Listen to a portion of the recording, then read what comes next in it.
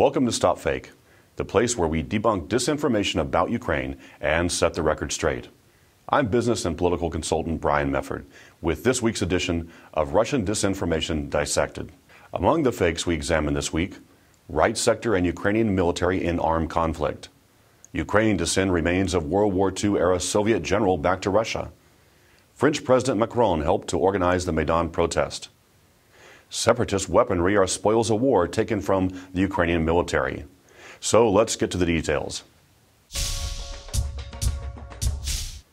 This week, scores of Russian media wrote about a shootout between Ukrainian military and the radical Right Sector battalion in the war zone.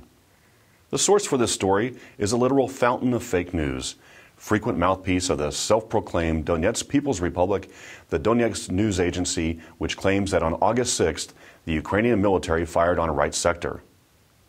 2 days later, Russian Defense Ministry television channel Zvezda reported that Right Sector was readying a retaliatory operation against the Ukrainian army. No other party has even mentioned this alleged incident.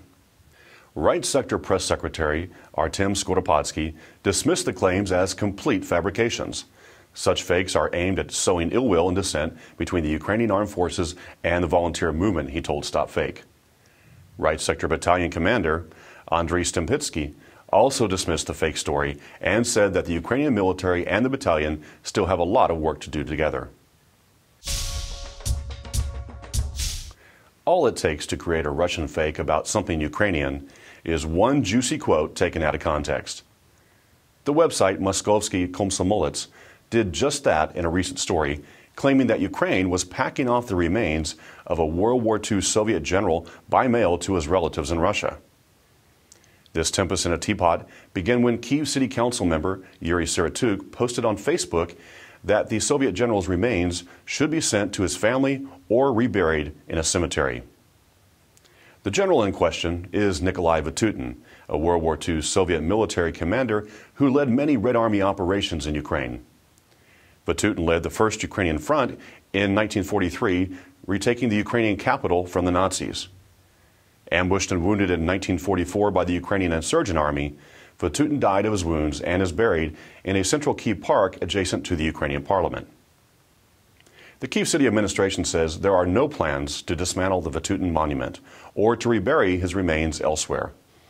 The Ukrainian National Memory Institute, tasked with overseeing decommunization of city and street names as well as monuments, explains that the memorials to individuals who liberated Ukraine from Nazi occupation are not slated for demolition, even if that person held a leadership position in the Communist Party, as General Vatutin clearly had.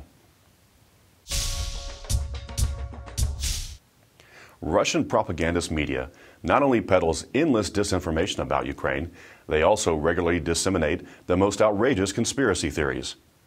The latest such theory is that a cache of emails released by WikiLeaks proves newly elected French President Emmanuel Macron helped organize the Maidan protest in Ukraine.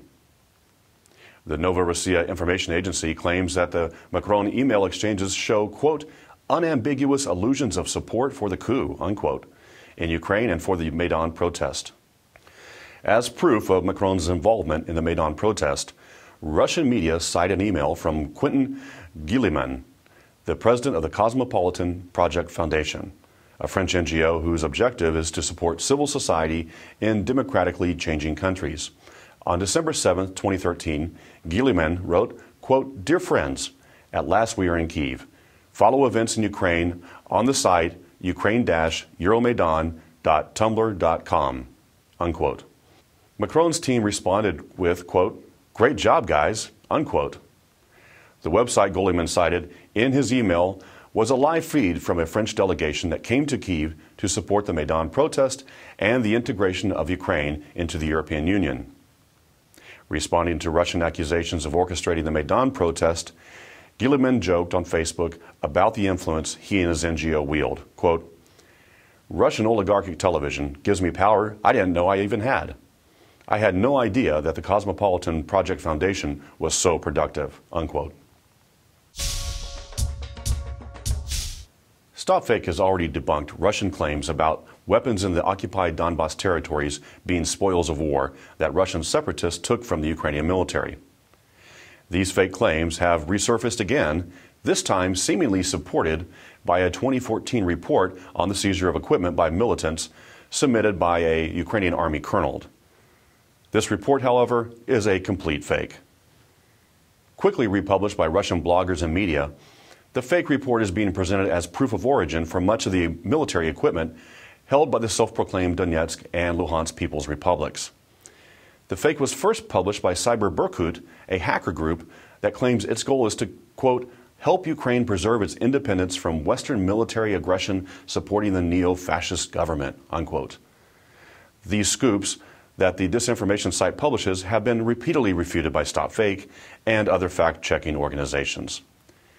The document, purporting to be a Ukrainian army report, lists captured equipment, dates, parts numbers, and the military units who supposedly reported the equipment seizures.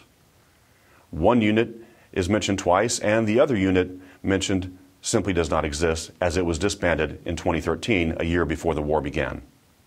The first item listed in the fake report is the June 20th, 2014 attack on the Artemovsk Arms Depot that supposedly landed the separatists 14 tanks, 12 infantry vehicles, and other military equipment. Russian-backed separatists did attack the Artemovsk depot on that day. However, they were repelled, and the Ukrainian military captured a tank from the separatists, a tank that turned out to be part of the Russian arsenal. Built at the Kharkiv-Malyshev tank factory in 1987, the tank was shipped to Russia and assigned to military garrison number 205 in Budanovsk, southwestern Russia. Despite being attacked repeatedly, the Artemovsk Arms Depot was never taken by the separatists. Even the former separatist leader, Russian mercenary Igor Girkin, admitted to losing that fight. StopFake and other organizations have written about the origins of weaponry that Russian-backed militants have at their disposal in the Donbass. A 2015 Bellingcat report with satellite images showed 60 different spots where Russian troops and equipment crossed the Russian-Ukrainian border. That's it for this week. You can find much more dissected disinformation as well as useful tools for spotting fakes on the StopFake website.